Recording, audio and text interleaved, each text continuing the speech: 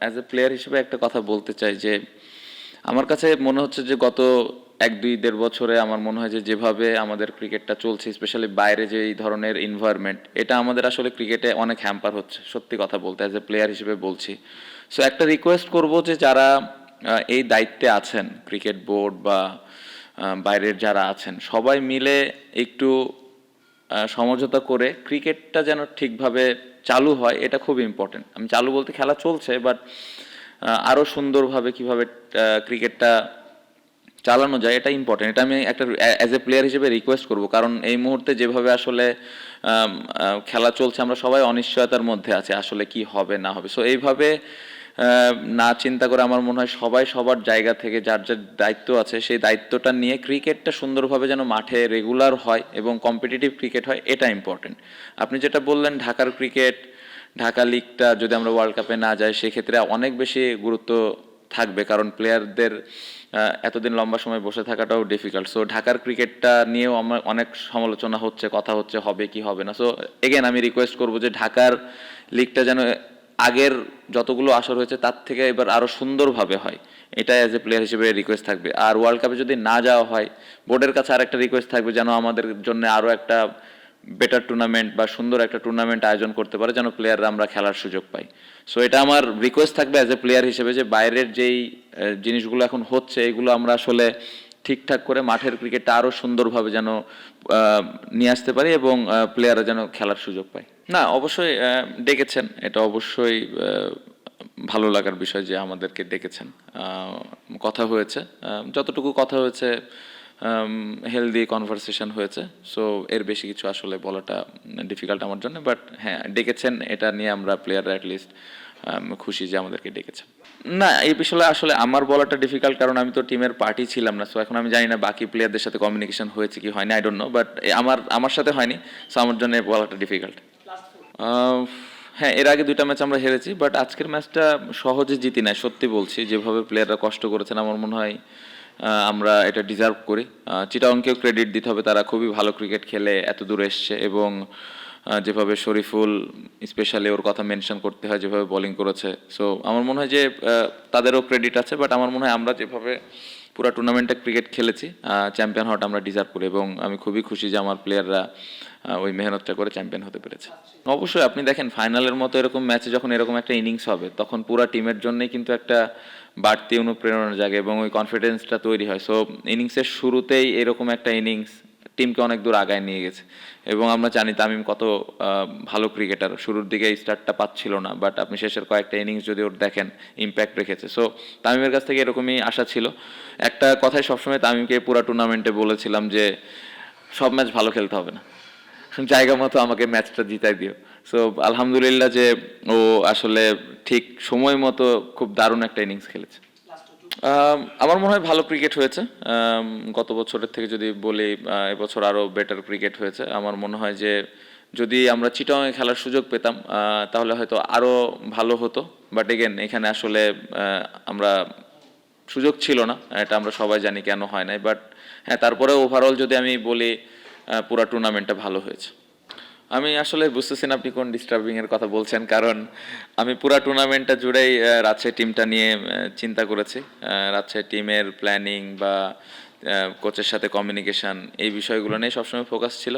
বাইরের ডিস্টার্বিং কি ছিল না ছিল এগুলো আপনারা খুঁজে বের করেন, আমরা চেষ্টা করি ভালো ক্রিকেট খেলার। চ্যাম্পিয়ন হলে তো অবশ্যই ভালো লাগে, গত বছরও ভালো লেগেছে, বাট কন্ট্রিবিউট করতে পারলে আরও বেশি ভালো লাগে, যেটা আমার মনে হয় যে আমি এবছর করতে পেরেছি অ্যাজ এ প্লেয়ার হিসেবে, অ্যাজ এ ক্যাপ্টেন হিসেবে। সো এটা একটা বাড়তি ভালো লাগার বিষয়। প্রথম বিপিএল ছিল অ্যাজ এ ক্যাপ্টেন হিসেবে, সো জয়টা অনেক স্পেশাল। না, আমার মনে হয় দারুণ একটা জার্নি ছিল। আমরা যখন টিমটা নিয়ে চিন্তা করছিলাম, যখন ওনার থেকে ফোন কল আসে তখন একটা দায়িত্বের কথা শুরু থেকেই বলা হয়েছিল। সো প্ল্যানিংটা শুরু থেকেই ছিল। আমি জানতাম যে হান্নান ভাই হেড কোচ হচ্ছেন। সো ওনার সাথে একটা কমিউনিকেশনের মাধ্যমে আমরা ড্রাফটে গিয়েছি। ড্রাফটাও আমাদের ভালো গিয়েছিল। ড্রাফটের পর আপনি যদি দেখেন যে আমাদের টিমের কম্বিনেশনটা সিনিয়র জুনিয়র মিলে খুব ভালো একটা কম্বিনেশন ছিল। বাট এগেন আমার মনে হয় যে দিন শেষে মাঠের ক্রিকেটটা খুব ইম্পর্টেন্ট ছিল, দল আপনি যেরকমই বানান। সো মাঠে আমরা ওই ইম্প্যাক্টটা রাখতে পেরেছে এবং প্রত্যেকটা প্লেয়ার যার যার জায়গাতে পারফর্ম করেছে, যার যতটুকু রোল ছিল পালন করেছে। সো আমার মনে হয় ক্রেডিটটা পুরা দলের, সবাই যেভাবে দলের ওপরে ইম্প্যাক্ট রেখেছে। সো পুরা জার্নিটা আমার মনে হয় আউটস্ট্যান্ডিং ছিল এবং আল্লাহর রহমতে আমরা দিন শেষে কাপটা জিততে পেরেছি। শান্ত, অভিনন্দন আবার। তার সঙ্গে যেটা জানতে চাই সেটা হলো অ্যাজ এ রাজশাহী প্লেয়ার হিসেবে রাজশাহী দলকে চ্যাম্পিয়ন করানো, এটার মধ্যে আনন্দ লাগছে। না, অনেক বেশি এখানে মানে ইমোশন জড়িয়ে আছে। আমার মনে হয় যে রাজশাহীর হয়ে খেলার কখনো সুযোগ হয়নি। সো রাজশাহীর হয়ে খেলা, অ্যাজ এ ক্যাপ্টেন হিসেবে খেলা এবং পাশাপাশি দলকে জেতানো, আমার মনে হয় এটা একটা বাড়তি ভালো লাগার বিষয়। একটা বড় দায়িত্ব ছিল। আমার চেষ্টা করেছি রাজশাহীর যত মানুষ আছে তাদেরকে একটা সুন্দর উপহার দিতে।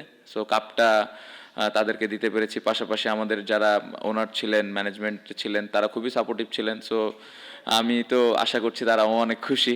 সো ওভারঅল আমার মনে হয় যে খুব ভালো একটা টুর্নামেন্ট আমরা কাটাতে পেরেছি। অনেক কঠিন, খুব ভালো একটা কোশ্চেন করছেন, মানে খুবই কঠিন আমার মনে হয় যে ক্যাপ্টেন হিসেবে। বাট প্রফেশনাল জায়গা থেকে আসলে দলের জন্য যে জিনিসটা করার প্রয়োজন হয়েছে আমরা চেষ্টা করেছি সেটাই করার। পার্টিকুলারলি জিসান, রবিউল, ওয়াসি সিদ্দিক, সাকির হোসেন শুভ্র, আরও বেশ কয়েকটা ক্রিকেটার একটা ম্যাচও খেলতে পারে নাই। বাট পজিটিভ দিক হলো তাদেরকে দেখে কখনোই মনে হয়নি তারা অনেক বেশি আপসেট।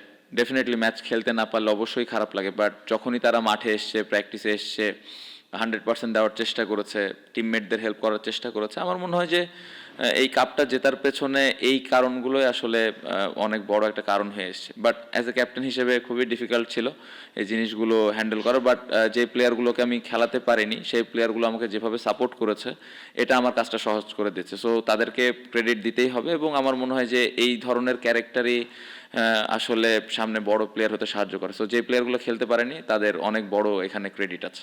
ভালো লেগেছে, নতুনত্ব। বাট দিন শেষে কাপ কিভাবে আসলো এটা তো আসলে আমাদের কাছে ম্যাটার করে না, ম্যাটার করে কিভাবে কাপটা আমরা জিততে পারি। তো জিততে পেরেছি, বাট হ্যাঁ একটু নতুনত্ব লেগেছে, ভালো লেগেছে। না, আমার মনে হয় আউটস্ট্যান্ডিং কাজ করেছেন। ডিপিএলেও ভালো কাজ করেছেন, বিপিএলেও দারুণ কাজ করেছেন। রেজাল্ট দেখলেই বুঝতে পারছেন আপনারা। বাট হ্যাঁ, রেজাল্ট ছাড়াও কিন্তু ওনার যে ধরনের কমিটমেন্ট, প্ল্যানিং সব মিলে আমার মনে হয় যে খুব ভালো কাজ করেছেন। বাট আমি আশা করব যে সামনে নিয়ে এখান থেকে আরও ভালো কাজ করবেন এবং বাংলাদেশ ক্রিকেটের হেল্প করার চেষ্টা করবেন। বাট আমি বলবো যে খুব দারুণ একটা সময় পার করেছি আমরা এই পুরা বিপিএলে এবং ডিপিএলেও একসাথে আমরা কাজ করেছি। সো ওভারঅল দারুণ কাজ করেছেন। আমি জানি না আমি কতটুকু আমাকে ধরে রাখতে পেরেছি, বাট আমি চেষ্টা করি যতটুকু সম্ভব আমি দলকে দেওয়ার, ম্যাচ খেলি বা না খেলি। বাট আমি বলবো জিসানের যতটুকু আমি ক্যারেক্টার এবছর দেখেছি আমাদের টিমের সাথে লাস্ট 1 মাস, আমার মনে হয় যে দারুণ ক্যারেক্টার। ইটস নট অ্যাবাউট যে আমি ম্যাচ খেলছি কি খেলছি না, আমার প্রসেসটা কি, আমি প্র্যাকটিসে 100% দিচ্ছি কি না, আমি দলের হয়ে ভালো চিন্তা করছি কি না, এই জিনিসগুলো খুব ইম্পর্টেন্ট। আমার মনে হয় যারা ইয়াং ক্রিকেটার আছেন তাদের এই ক্যারেক্টারটা বিল্ড করাটা খুব ইম্পর্টেন্ট। আমার মনে হয় জিসান স্লোলি এই জায়গাগুলোতে ইমপ্রুভ করছেন। আমি যদি লাস্ট 1-1.5 বছর আগের জিসানের কথা বলি আর এখনকার জিসানের কথা বলি, এই জায়গাটাতে হিউজ ইমপ্রুভমেন্ট। ওর একটা জিনিস ভালো লেগেছে, ম্যাচ খেলার জন্য প্রত্যেকদিন রেডি ছিল। সো এই ক্যারেক্টারটা আমার মনে হয় যে ওর ফিউচারে কাজে দিবে। আই হোপ যে কোনো এক সময় নেক্সট ইয়ার ও ক্যাপ্টেন হয়েও দল জিতাইতে পারে। You never know, in cricket anything can happen. So আমি আশা করবো যে নেক্সট যেই টুর্নামেন্টে অপরচুনিটি পাবে, ওর এই প্রিপারেশান, ওর এই ডেডিকেশন টিমের প্রতি, এটা ওর হেল্প করবে ভবিষ্যতে।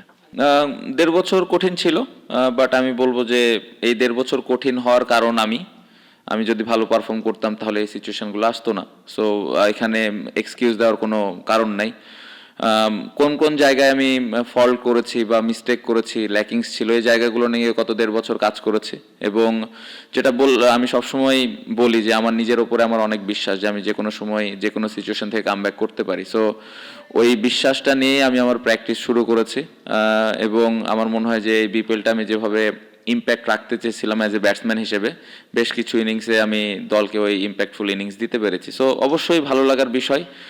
বাট আমি বলবো যে আগের যে 1.5 বছর আপনি যেটা বললেন যে ওই জায়গায় আমি ভালো করতে পারিনি, বাদ পড়ে গেছি, এইগুলো ওই বাদ পড়ার ক্রেডিটটাও আমার কারণে আমি বাদ পড়েছি। সো ভালো লাগছে আবার ভালোভাবে যতটুকু ইমপ্রুভ করে এই অবস্থানে আসতে পেরেছি। অবশ্যই আমার মনে হয় যে বাকি টিমের আসলে কিরকম এনভায়রনমেন্ট ছিল আসলে আমার জন্য বলা মুশকিল। বাট আমি আমাদের টিমের একটা কথা বলতে পারি, এনভায়রনমেন্ট বলেন, টিমের প্ল্যানিং বলেন, সব কিছুতে আমরা ক্লিয়ার ছিলাম এবং আমাদের ওনারকে থ্যাঙ্কস দিতেই হবে, কারণ যখন টিমটা তারা নিয়েছেন, আমরা যখন টিমটা গঠন করেছি, স্পেশালি আমার সাথে যখন প্রথম ওনারের কথা হয়েছে, বলেছে টিমটা তোমার বা টিমটা তোমাদের, সো তোমরা যেভাবে মন চায় চালাও। সো ওই দিক থেকে কোনো ধরনের কোনো ইনভলভমেন্ট ছিল না, প্রেশার ছিল না যে আমাদের খেলা জিততেই হবে। সো এই ধরনের মোটিভেশন কিন্তু আসলে একটা টিমকে এত দূর পর্যন্ত আনতে সাহায্য করে, কারণ বাইরের কোনো প্রেশারে আমরা ফিল করিনি যে ওনারকে ম্যাচ জিতাই দিতে হবে আমাদের। তারা জাস্ট একটা মেসেজ দিয়েছে যে দলের জন্য খেলবা এবং খেলাটা যেন আমরা এনজয় করি এবং ফেয়ার ক্রিকেট খেলতে পারি। সো এ ধরনের একটা মেসেজ যখন ওনারের পক্ষ থেকে আসে, তখন ক্যাপ্টেন্সি করাটা ইজি হয়ে যায় এবং টিমকে চালানো অনেক সহজ হয়ে যায়।